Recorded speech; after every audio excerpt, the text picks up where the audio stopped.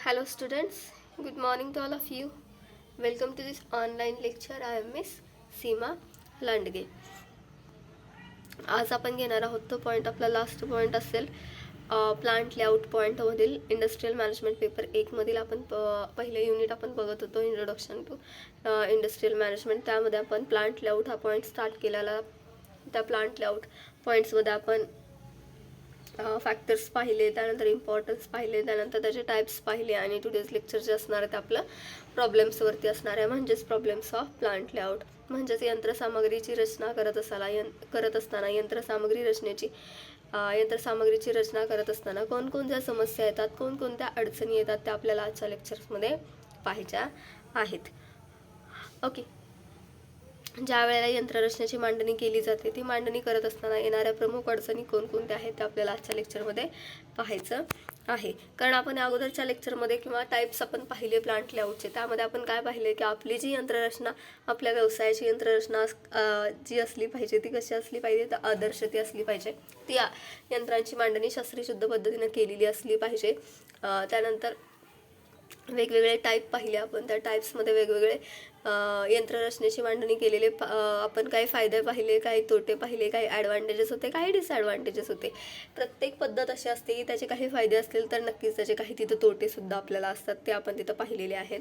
त्यानुसार काय सांगितलं जातं, तर यंत्रसामग्रीची रचना असेल, यंत्रसंच रचना जी असेल ती रचना करत असताना, त्या यंत्रसामग्रीची मांडणी करत असताना कोणकोणत्या अडचणी येतात, कोणकोणत्या अडचणी ह्या व्यावसायिकाला फेस कराव्या लागत असतात. मग ती यंत्रसामग्रीची रचना फॅक्टरीमध्ये असो, बिझनेसमध्ये असो. मग काय सांगितलं गेलं इथं, आदर्श यंत्ररचनेला पर्याय आहे का, तर आदर्श यंत्ररचनेला पर्याय नाही. तुमचं प्लांट लेआउट जे असणार आहे, तुमची यंत्ररचनेची मांडणी जी असणार आहे ते तुमची कशी असली पाहिजे, आयडियल असली पाहिजे. आयडल यंत्ररचनेला काय पर्याय आहे का, तर आयडल यंत्ररचनेला पर्याय नाही. ओके.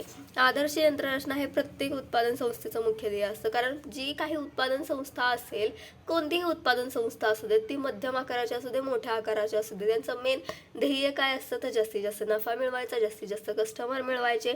आणि जी काही आपलं प्लांट लेआउट असणार आहे, जी काही आपली मशिनरीचं स्ट्रक्चर असणार आहे, यंत्ररचना असणार आहे, ती आपली तिथं आयडल असली पाहिजे. हे प्रत्येक उत्पादन संस्थेचं प्रायमरी ध्येय म्हणलं जाईल, प्रायमरी एम म्हणलं जाईल, पहिलं मुख्य ध्येय असतं. परंतु चांगली यंत्ररचना हे असणं अतिशय अवघड आहे. बघा, चांगली यंत्ररचना एवढी पॉसिबल आहे का की चांगली यंत्ररचना तयार करणं, तर नाही. कारण चांगली यंत्ररचना करायची याच्या मागे खूप मोठी मेहनत असते. मग चांगली यंत्ररचना हे सुद्धा अतिशय अवघड आहे, कौशल्याचं कार्य आहे. तिथे जास्तीत जास्त कौशल्य आपलं दाखवणं अतिशय महत्त्वाचं आहे. उत्पादन व्यवस्थापनाला यंत्ररचना करताना बघा, जो काही उत्पादन व्यवस्थापक असेल त्या व्यवस्थापनाला यंत्ररचना करत असताना, मशिनरीची मांडणी करत असताना विविध समस्या असतील, विविध अडचणी असतील, त्यांना तोंड द्यावे लागत असते. आणि यापैकी काही समस्या ह्या व्यवसाया अंतर्गत असतात, तर काही समस्या कशा असतात व्यवसायी बाह्य असतात. बघा, काही समस्या ह्या व्यवसायाच्या अंतर्गत असतात, परंतु काही समस्या कशा असतात, व्यवसाय बाह्य असतात. आणि उत्पादन व्यवस्थापनाने यंत्ररचनेतील सर्व समस्या विचारात घेऊन नंतर यंत्ररचनेला जर सुरुवात केली, यंत्ररचना कार्य जे असेल, यंत्ररचनेची कार्य जे असेल त्या कार्याला जर सुरुवात केली, तिथं प्रारंभ केला, तर यंत्ररचनेतील काही प्रमुख अडचणी समस्या आपल्याला तिथं दिसून येतात. मग त्या कोणकोणत्या असतील तर त्या आपण वन बाय वन पाहणार आहोत, वन बाय वन आपण त्या चेक करणार आहोत. आता पहिली समस्या किंवा पहिली अडचण ही काय सांगितली जाते, तर मशिनरी जी असेल, यंत्र जे असतील, मग त्या मशिनरीचं स्ट्रक्चर जे असेल, मग यंत्ररचना जी असेल ती कशी आहे, तर ती एक व्यापक संज्ञा आहे. ती कशी आहे, एक व्यापक संज्ञा आहे. तुम्हाला विचारलं जाईल यंत्ररचना ही कशा स्वरूपाची संज्ञा आहे, ती एक व्यापक संज्ञा आहे. आणि त्यामध्ये अनेक घटकांचा समावेश होत असतो. आणि या सर्वांची अचूक रचना असेल, अचूक प्रस्थापना असेल, करण्यासाठी मोठ्या प्रमाणावर आपल्याला भांडवलाची गरज लागत असते. अगोदरच मी तुम्हाला सांगितलं की आदर्श यंत्ररचना करायचं एवढं सोपं आहे का, तर नाही. त्याला कौशल्याची, स्किलची तर गरज आहे, परंतु त्याबरोबर त्याला कशाची, पैशाची गरज आहे. कारण आदर्श यंत्ररचना करायची म्हणजेच आपल्याला मोठ्यात मोठ्या प्रमाणामध्ये गुंतवणूक तिथं व्यवस्थापकाला करावी लागत असते, बिझनेसमनला करावी लागत असते. आता मोठ्यात मोठी भांडवलाची गुंतवणूक करायची याचा अर्थ पैशाची अडचण तिथं मोठ्या प्रमाणामध्ये निर्माण झाली. ही झाली पहिली अडचण, ही झाली पहिली समस्या. ओके, दुसरी अडचण, दुसरी समस्या कोणती आहे, तर यंत्ररचना जी करायची आहे त्या यंत्ररचनेच्या पूर्वी यंत्ररचनेची कोणती उद्दिष्टे ऑलरेडी निश्चित केली गेलेली आहेत का. ओके, आणि जर केली गेली पाहिजेत आणि त्या उद्दिष्टाने ती उद्दिष्टे जर निश्चित आपल्याला करायची असतील तर ती उद्दिष्टे कशी व्यवहार्य आणि स्पष्ट असणं आवश्यक आहे. बघा, यंत्ररचना करण्यापूर्वी जर यंत्ररचनेची उद्दिष्टे निश्चित केली गेली असतील तर ती कशी असली पाहिजेत, स्पष्ट असली पाहिजेत. आणि या उलट जर उद्दिष्टे अस्पष्ट असतील, अव्यवहार्य असतील तर तिथं यंत्ररचना करणं इम्पॉसिबल असतं, अवघड असतं, तिथं होऊ शकत नाही यंत्ररचना. हे झालं दुसरी समस्या, ही झाली दुसरी अडचण. त्यानंतर तिसरी समस्या, तिसरी अडचण, ह्यामध्ये काय सांगितलं जाऊ शकतं, तर यंत्ररचना हे अतिशय अवघड क्लिष्ट कार्य असल्यामुळे यंत्ररचना हे अतिशय अवघड क्लिष्ट कार्य असल्यामुळे यंत्ररचनेसाठी तज्ज्ञांची मदत तिथं घेणं अतिशय आवश्यक आहे.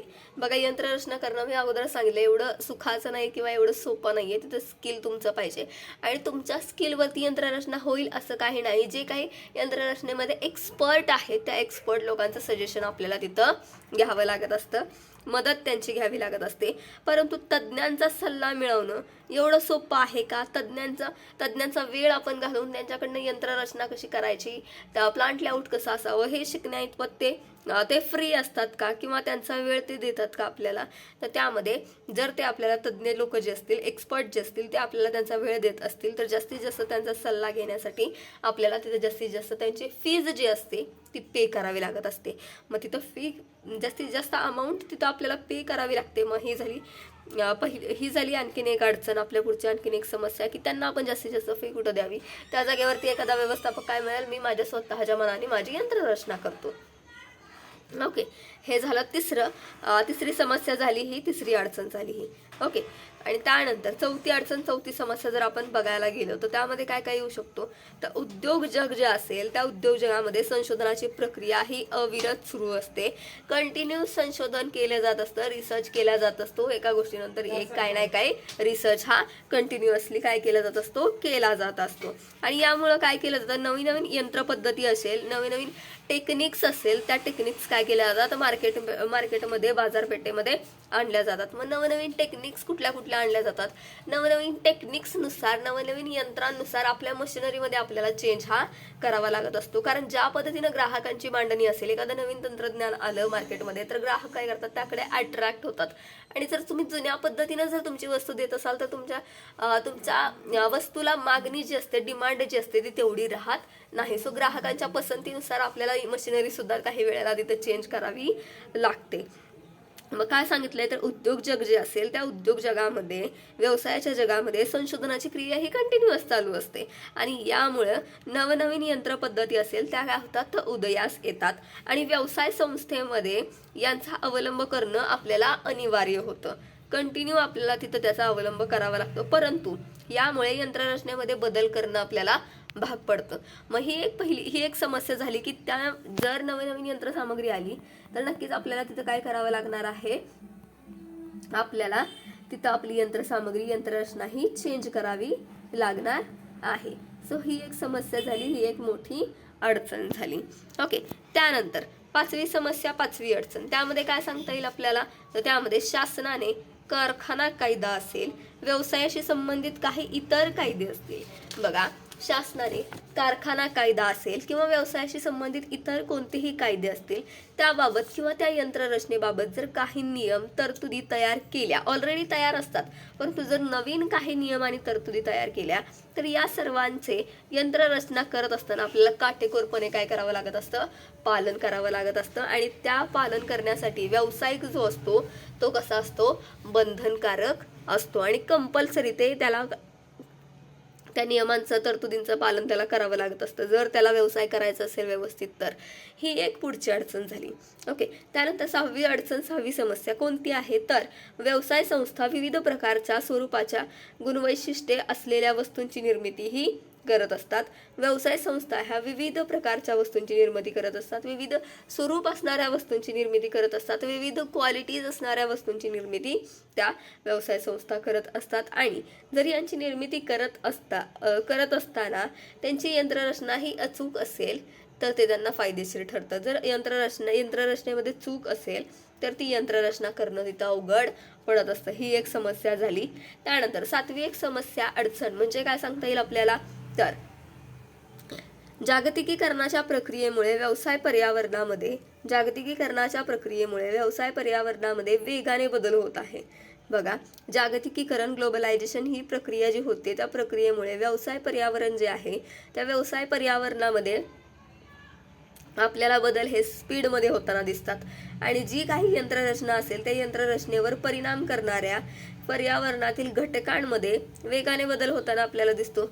आणि यामुळे अस्तित्वातील यंत्ररचनेमध्ये बदल करणं सुद्धा आपल्याला भाग पडतं. ही झाली 7वी समस्या आपली, 7वी अडचण. त्यानंतर 8वी समस्या कुठली आहे, 8वी अडचण कुठली आहे तर त्यामध्ये भविष्यकालीन परिस्थिती असेल, घडामोडी असेल, घटकांचा वर्तमान काळामध्ये अचूक अंदाज करणं असेल. हे काय होतं, अतिशय अवघड पडतं. त्यासाठी उद्योजक जो असणार आहे, व्यवस्थापक जो असणार आहे त्याला दूरदृष्टी असणं अतिशय आवश्यक आहे. कारण त्याने फक्त व्यवसाय करायचा याचा अर्थ वर्तमान काळाचा विचार करून चालेल का तर नाही, त्याला फ्युचरचा सुद्धा विचार तिथं करणं गरजेचं आहे. भविष्य काळातील अनुमानाच्या आधारे यंत्ररचना केली जाते आणि हे अनुमान जर चुकलं तर आपल्याला तिथं पुनर्रचना करावी लागते, रिस्ट्रक्चर सर्व करावं लागतं आणि त्यासाठी सुद्धा आपल्याला जास्तीत जास्त पैसा हा खर्च करावा लागतो. ही झाली 8वी अडचण, 8वी समस्या. त्यानंतर 9वी अडचण कुठली, 9वी समस्या कुठली तर त्यामध्ये काय सांगितलं जाते, उच्च व्यवस्थापन जे असेल त्या उच्च व्यवस्थापनाने नवीन वस्तूंचे किंवा नवीन पद्धतीने नवीन तंत्रज्ञानाने उत्पादन जर करायचं ठरवलं तर नवनवीन तंत्रज्ञान जर तुम्ही यूज करणार असाल तर तुम्ही अगोदरची यंत्रसामग्री काय करणार हा प्रश्न तिथे निर्माण होतो. मग अगोदरची यंत्रसामग्री आपल्याला चेंज करावी लागते, बदलावी लागते, हलवावी लागते. मग हा एक तिथं खर्चिक बाब आहे. ती एका जागेवरून दुसऱ्या जागेवरती यंत्रसामग्री हलवणं ही काय एक खर्चिक बाब आहे. मग ती एक समस्या तिथं आपल्या समोर निर्माण झाली. त्यानंतर 10वी समस्या, 10वी अडचण जर आपण बघायला गेलो तर त्यामध्ये आपल्याला काय सांगितलं जातं तर अचूक यंत्ररचनेसाठी उच्च तांत्रिक ज्ञानाची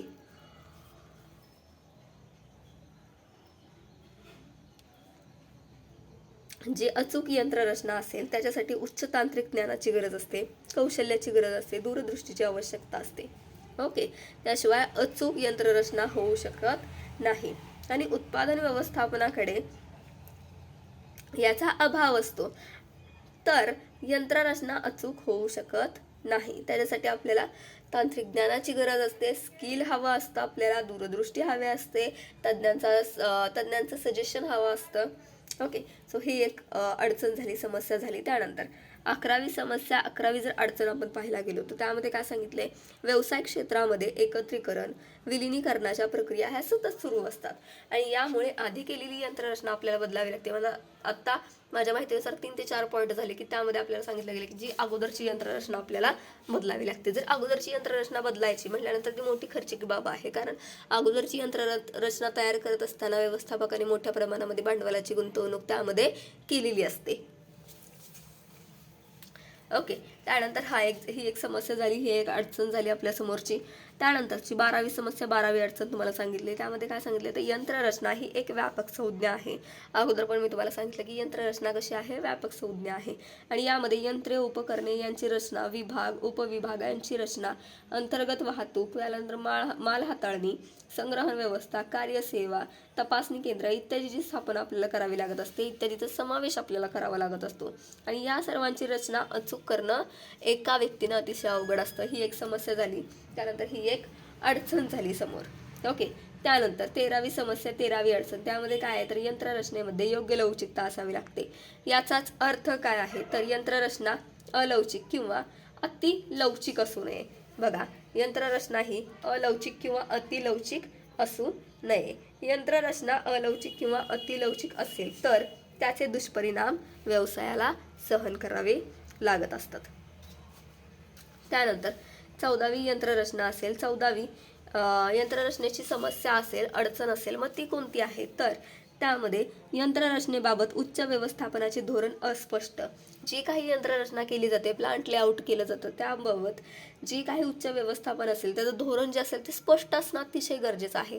आणि ते धोरण कसं असतं? इथं अस्पष्ट असतंय, चुकीचं असतंय, संदिग्ध असतंय, अव्यवहार्य असतंय.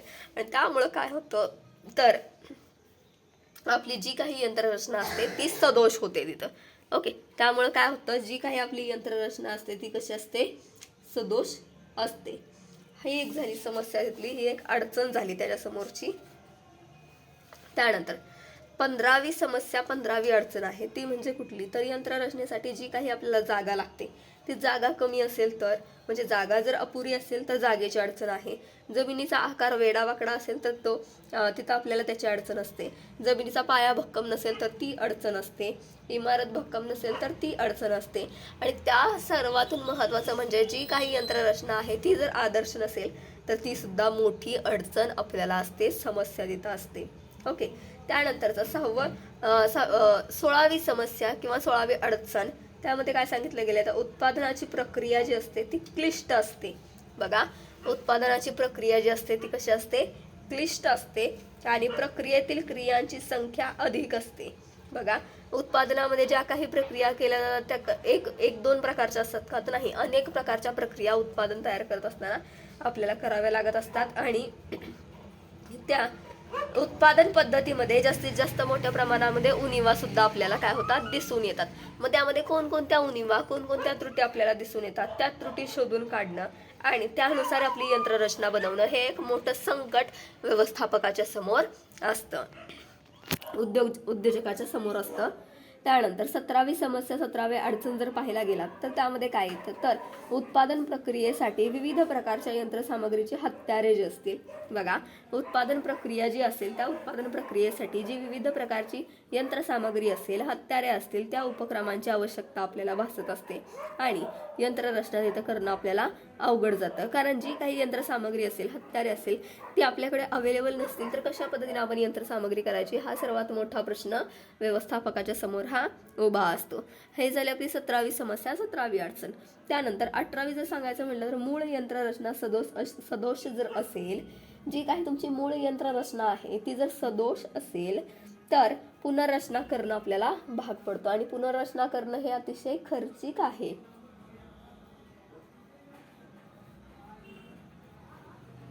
यंत्रांची पुनर्रचना करणं हे अतिशय खर्चिक आहे. त्यानंतरचं 19वी जर तुम्हाला समस्या सांगायचं म्हटलं तर त्यामध्ये काय? तर रचनेवरती, यंत्ररचनेवरती परिणाम करणारे व्यवसाय बाह्य जे घटक असतात त्यांच्यावरती नियंत्रण ठेवणं अशक्य असतं. जे घटक व्यवसाय अंतर्गत आहेत त्याच्यावरती व्यवस्थापक इझिली नियंत्रण ठेवू शकतो, कंट्रोल करू शकतो. परंतु जे व्यवसायाच्या बाहेर घटक आहेत त्याच घटकांवरती नियंत्रण ठेवणं इम्पॉसिबल असतं. त्यामुळे ती एक समस्या असते, मोठ्या प्रमाणात निर्माण होणारी समस्या आहे ही, की व्यवसाय बाह्य घटक जे असतील त्याच्यावरती नियंत्रण ठेवणं. त्यानंतर 20वी समस्या, 20वी अडचण जर पाहायला गेली तर यंत्रसामग्रीची देखभाल, दुरुस्ती, इंधन, पाणी वारंवार करावे लागते. बघा, यंत्रसामग्रीला देखभाल करावी लागत असते, दुरुस्ती करावी लागत असते, त्याला रिपेअरिंग करावं लागतं, त्याला इंधन तेल वेळच्या वेळेला त्याला द्यावं लागत असतं, इंधन पाणी त्याला वेळच्या वेळ करावं लागत असतं. आणि जर असं झालं नाही तर यंत्रसामग्री ही मोठमोठ्या यंत्रसामग्रीमध्ये काय होतं? बिघाड आपल्याला दिसून येतो. मग तो एक मोठी खर्चिक बाब तिथं व्यवस्थापकाच्या समोर असते, ती एक मोठी अडचण झाली. त्यानंतर तुम्हाला सांगायचं म्हटलं तर 21वं शेवटचं समस्या किंवा अडचण जर पाहायला गेलो आपण तर त्यामध्ये काय सांगितलं? तर यंत्ररचनेला कामगार संघटनाचा मनपूर्वक पाठिंबा असावा लागतो. बघा, जी काही तुमची यंत्ररचना असणार आहे त्याला कामगार संघटना जी असेल, कामगार जे असतील त्यांचा मनपूर्वक पाठिंबा असावा लागतो. ती यंत्ररचना कामगारांना आवडली गेली पाहिजे. त्या यंत्ररचनेनुसार कामगारांनी काम हे मन लावून केलं पाहिजे. त्यासाठी त्या कामगारांचा पाठिंबा तिथं असला पाहिजे आणि तो मिळवणं काही वेळा अशक्य असतं. ही एक मोठी समस्या आहे, कारण जे कामगार आहेत ते कामगार आपल्या व्यवसायामध्ये, बिझनेसमध्ये, फॅक्टरीमध्ये अतिशय आनंदी आणि खुश होऊन त्यांनी काम करणं अतिशय महत्त्वाचं असतं. एम्प्लॉई सुद्धा फुल्ली सॅटिस्फाईड असणं अतिशय महत्त्वाचं आहे आणि ते इथं काही वेळेला अशक्य होतं आणि अतिशय मोठी अडचण आहे असं म्हणता येईल ती इथं. त्यामुळे तुमची यंत्ररचना जी असेल ती आयडल असणं आवश्यक आहे. ओके, त्यासाठी यंत्ररचना करणारा जो व्यवस्थापक असेल त्याने दूरदृष्टी विचारात घेऊन, बाजारपेठेचा विचार करून, कच्च्या मालाचा विचार करून, कामगारांचा विचार करून ती यंत्ररचना करणं गरजेचं आहे. जागेचा विचार करून ती यंत्ररचना त्याने करणं गरजेचं आहे. आता त्यानंतर जर बघायला गेलं तुम्ही तर काय सांगितलं आपल्याला, जे काही तुम्हाला 20-21 मी समस्या सांगितल्या, अडचणी सांगितल्या, त्या अडचणींप्रमाणे यंत्ररचनेच्या काही अडचणी असल्या तरी त्या दूर करणं आपल्याला अत्यावश्यक असतं. काही अडचणी अशा आहेत की त्या आपण दूर करू शकतो, काही अडचणी आपण दूर करू शकत नाही, परंतु जे आपल्या हातामध्ये आहे ते करणं ते पॉसिबल जे आहे ते आपल्याला करणं अतिशय गरजेचं असतं. उत्पादन व्यवस्थापनाने ज्या काही तुम्हाला अडचणी मी सांगितल्या त्या अडचणी विचारात घेऊन उच्च व्यवस्थापन तज्ज्ञ जे असतील, उच्च हाय मॅनेजमेंट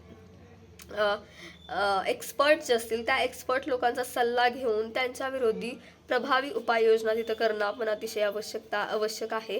त्याचबरोबर यंत्ररचना ही अतिशय विचारपूर्वक केली गेली पाहिजे, दूरदृष्टी विचारात घेऊन केली पाहिजे. वर्तमान काळ फक्त विचारात घ्यायचा नाही तर भविष्य काळ सुद्धा पूर्ण विचारात घेतला पाहिजे आणि त्यावेळेलाच तिथं तुमची यंत्ररचना असली पाहिजे. यंत्ररचनेची मांडणी ही शास्त्रशुद्ध पद्धतीनं तुमची असली पाहिजे, आदर्श असली पाहिजे. आणि त्याचबरोबर अभ्यासपूर्वक व कौशल्यपूर्वक तुम्ही यंत्ररचना केली पाहिजे. जर तुम्ही अभ्यासपूर्वक व कौशल्यपूर्वक यंत्ररचनेच्या समस्या दूर केल्या तर नक्कीच तुमची यंत्ररचना तिथं आदर्श होणार आहे आणि आदर्श यंत्ररचना प्रस्थापनेसाठी सतत तुम्ही तिथं प्रयत्न करणार आहात.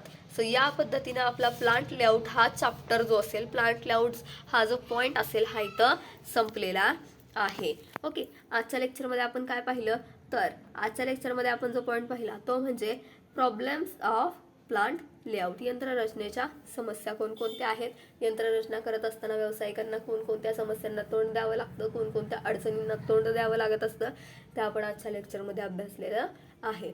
जे काही नेक्स्ट लेक्चर असेल त्या नेक्स्ट लेक्चरमध्ये आपण इंडस्ट्रियल मॅनेजमेंट पेपर 3 मधील पहिला युनिट आपला आहे, त्यामधील पुढचा आपण पॉईंट जो असेल तो तिथं स्टार्ट करूया. लेक्चर कंपल्सरी पूर्ण ऐकायचे. लेक्चर ऐकत असताना कमेंट सेक्शनमध्ये तुमचं नाव तुम्हाला मेन्शन करायचं आहे, जे की प्रेझेंटीसाठी महत्त्वाचं आहे. Okay, thank you.